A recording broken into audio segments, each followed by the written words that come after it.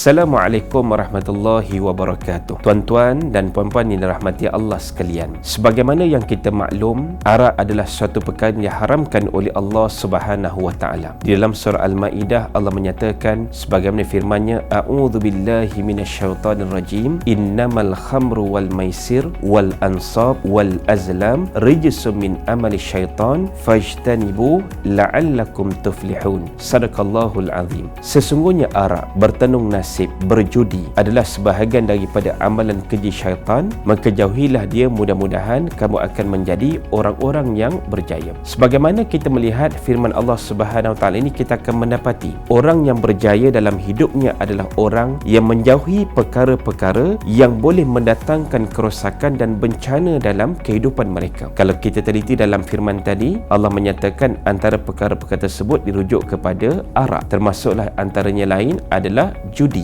dan juga bertenung nasib. Kita fokus kepada arak. Sebagaimana kata Nabi SAW, kullu muskarin haramun, sadaqa Rasul. Setiap yang memabukkan adalah haram. Maka dalam konteks pada hari ini kita lihat bahawasanya arak ini dia boleh menjadi sebab kepada kemusnahan keluarga yang bahagia dan kemudiannya mengambil nyawa orang yang tidak berdosa. Saya bagi contoh, misalnya seorang yang memandu kenderaan di jalan raya. Kalau dia memandu dalam keadaan mabuk kerana sudah mengambil arak sebelumnya, maka sudah pasti dia memandu kenderaan di luar kawalan. Kadang-kadang dalam keadaan tidak stabil dia memandu itu dan boleh mengakibatkan kemalangan, dan yang paling malang boleh mengambil nyawa orang yang tidak berdosa. Maka kerana itulah hikmah larangan satu perkara dalam Islam itu adalah perkara-perkara yang pasti kita boleh telusuri apakah rahsia ataupun hikmah di sebalik larangan Allah itu. Misalnya dalam hukuman arak ini, apabila kita melakukan perkara-perkara yang boleh membinasakan diri kita, maka itulah yang disebut oleh Allah Subhanahu wa taala untuk kita jauhi. Misalnya dalam hal yang lain, Allah menyatakan dalam suratul Isra, wala taqrabuz zina innahu kana fahishatan wa sa'a sabila, dan jangan kamu hampiri zina kerana itu adalah sekeji-keji jalan. Maka dalam Islam di sana ada prinsip maqasid syar'iyyah. Antara yang 5 itu yang paling utama disebut sebagai hifzuddin, menjaga agama, hifzun nafs, menjaga nyawa, hifzun nasab, menjaga keturunan, hifzu al-aql, iaitulah menjaga akal, dan yang kelima